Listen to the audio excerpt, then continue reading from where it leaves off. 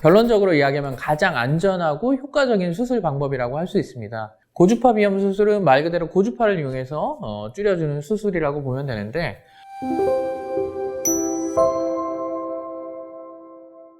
안녕하세요. 삼성드림 이비인후과 노원점 김창효 원장입니다. 오늘은 비염 수술에 대해서 이야기를 해보려고 하는데요. 비염 수술에는 어떤 종류가 있고 어떤 수술을 하는 것이 가장 안전하고 효과적일지에 대해서 알아보려고 합니다.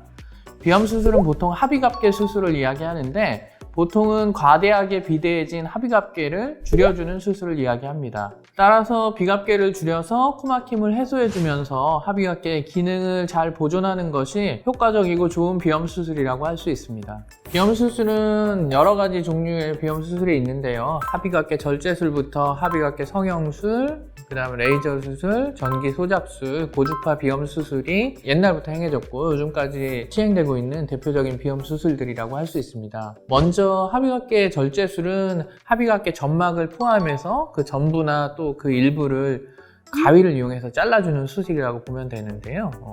일단은 합의갑계 전절제술은 합의갑계 전체를 가위를 이용해서 잘라주는 건데, 옛날에는 시행을 했었는데 합의갑계의 기능이 알려지고 난 다음부터는 시행을 하지 않는 수술이라고 할 수 있고요. 합의갑계 부분절제술은 가위를 이용해서 합의갑계 일부를 잘라주는 수술이라고 보면 됩니다.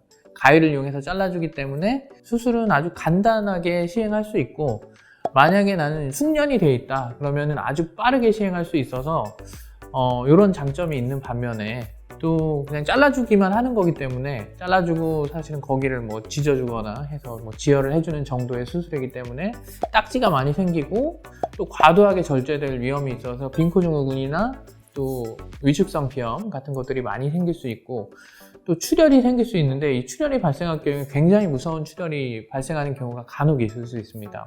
다 그런 건 아니지만 출혈이 심한 경우에는 수혈이 필요하거나 생명에 지장을 줄 정도의 출혈이 발생할 수 있기 때문에 그런 위험성을 감수하면서 받아야 되나 하는 수술이고요. 지인이나 가족들이 수술을 받으려고 한다면 저는 권하지 않을 것 같은 수술이라고 할 수 있습니다. 다음으로 합의갑계 성형술은 합의갑계 절제술이 점막을 포함해서 절제를 하기 때문에 굉장히 부작용들이 많이 있어서 점막을 보존하면서 그 안쪽의 뼈나 연부 조직의 일부를 제거해주는 수술인데요. 요즘에는 내시경을 보면서 미세 절삭기를 이용해서 수술을 많이 하고, 점막을 보존하기 때문에 부작용은 적고 딱지도 적고 회복도 빠르고 통증도 적은 수술이긴 합니다. 하지만은 수술 시간이 좀 오래 걸리고 숙련도가 많이 필요하고요. 합의갑계 부피가 굉장히 큰 경우에는 효과적으로 제거가 가능하지만, 또 어중간한 합의갑계를 섬세하게 줄일 때는 좀 어려울 수 있기 때문에 좀 더 간단한 수술 방법이 나와 있기 때문에 굳이 합의갑계가 굉장히 크거나 그런 경우가 아니고서는 잘 시행하지 않은 수술이고요. 저희 병원에서도 합의갑계가 굉장히 큰 경우에는 간혹 수술하긴 하지만 일반적으로는 잘 시행을 하지 않는 수술이긴 합니다. 레이저 비염 수술은 레이저를 이용해서 점막과 점막 밑에 있는 일부 조직을 태워주는 수술이라고 보면 될 것 같은데요. 피부과에서 레이저로 점 빼거나 하는 것처럼 탁탁탁탁 레이저를 쏘면서 점을 제거하는 것처럼 점막과 그 밑에 있는 조직들을 제거하는 것이라고 보면 될 것 같습니다. 거의 비슷하다고 생각하시면 돼요. 피부과 레이저랑 거의 비슷하다고 생각하시면 되고, 그렇기 때문에 점 빼고 나면 딱지가 생기는 것처럼 코 안에 딱지나 가피들이 좀 많이 생기는데, 점 뺀다고 해서 부피가 훅 줄어들거나 그러진 않잖아요. 그런 것처럼 코 안에 합의갑계 부피가 줄어드는 효과는 크게 많지는 않기 때문에 사실은 부작용이 많지는 않지만은 재발이 금방 쉽게 되고 코막힘의 개선 효과가 크진 않아서 굳이 수술을 왜 하나 이런 생각이 드는 수술이에요. 그래서 요즘에는 사실 그렇게 많이 시행되고 있는 수술은 아니라고 할 수 있습니다. 소작술은 합의갑계를 전기로 소작시켜서 태워서 없애주는 수술인데, 전기에서 발생하는 굉장한 고열을 이용해서 합의갑계를 제거하기 때문에 효과는 굉장히 빠르고 즉각적인데,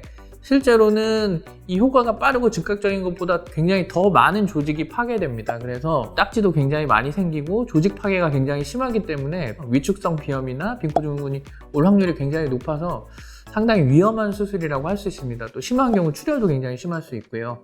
그래서 만약에 지인이나 가족들이나 뭐 주변에 누가 이 수술을 하러 간다 그러면 일단 말려야 되는 수술이라고 할 수 있습니다. 마지막으로 고주파 비염 수술이 바로 저희 병원에서 수술을 하고 있는 수술 방법인데요. 결론적으로 이야기하면 가장 안전하고 효과적인 수술 방법이라고 할 수 있습니다. 고주파 비염 수술은 말 그대로 고주파를 이용해서 줄여주는 수술이라고 보면 되는데, 고주파 침을 점막 안쪽으로 삽입해서 점막은 보존하면서 그 안쪽에 있는 연부 조직이나 혈관 같은 것들을 고주파를 이용해서 줄여주는 수술이라고 할 수 있습니다. 전기소작술이랑 비슷하긴 하지만 전기소작술은 굉장히 고온을 발생시키기 때문에 아주 파괴적인 수술이라고 할 수 있는데, 고주파는 60도에서 90도 정도의 낮은 온도에서 조직이 파괴되기 때문에 조직 파괴가 굉장히 덜해요. 전기소작술에 비해서 조직 파괴가 덜해서 점막이 잘 보존되고, 그래서 딱지나 가피가 덜 생기고 통증도 적고 회복도 빠르고, 또 빈코증후군이나 위축성 비염 같은 부작용이 생길 확률이 굉장히 낮기 때문에 가장 많이 쓰이기도 하고 저희 병원에서 시행하고 있는 수술이라고 할 수 있습니다. 다만 고주파 비염 수술도 전기소작술에 비해서는 훨씬 덜하긴 하지만 수술장에서 보이는 것보다는 수술 후에 회복 과정에서 조직이 줄어드는 것이 성향이 좀 있기 때문에 이런 것들에 대한 경험이 풍부하고 이런 것들을 잘 감안해서 수술할 수 있는 의사에게 수술을 받으시는 것이 필요합니다.